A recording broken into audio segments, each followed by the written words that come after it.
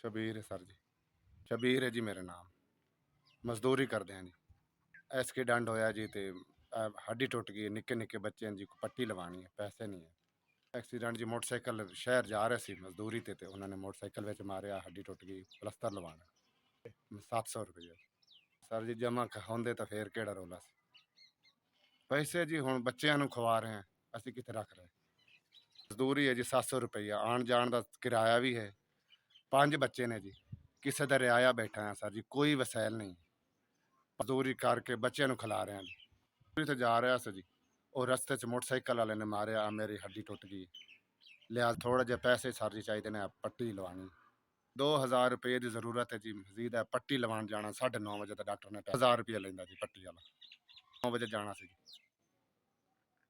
ਤੇ ਸਰ ਜੀ ਮਿਹਰਬਾਨੀ, ਤਾਜ਼ੀ ਮਜ਼ਦੂਰੀ ਇਸਤੇਮਾਲ ਕਰ ਲੈਂਦੇ ਜੀ, ਥੋੜ੍ਹਾ ਜਿਹਾ ਤਾਵਨ ਕਰੋ ਜੀ, ਮੈਂ ਪੱਟੀ ਜਾ ਕੇ ਲਵਾ ਲੂੰ।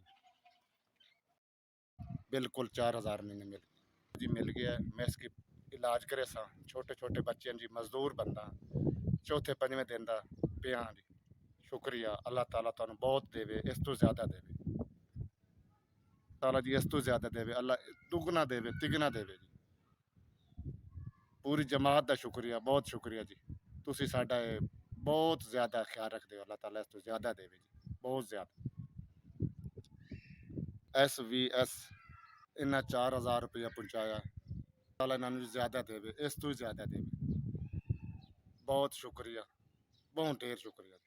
मजबूर हो गया सी, ना काम कर सकता सी, ना अगे पिछे जा सकता सी। मेरा जी हड्डी का मसला है, इस दा बहुत शुक्रिया जी, बहुत ज़्यादा शुक्रिया।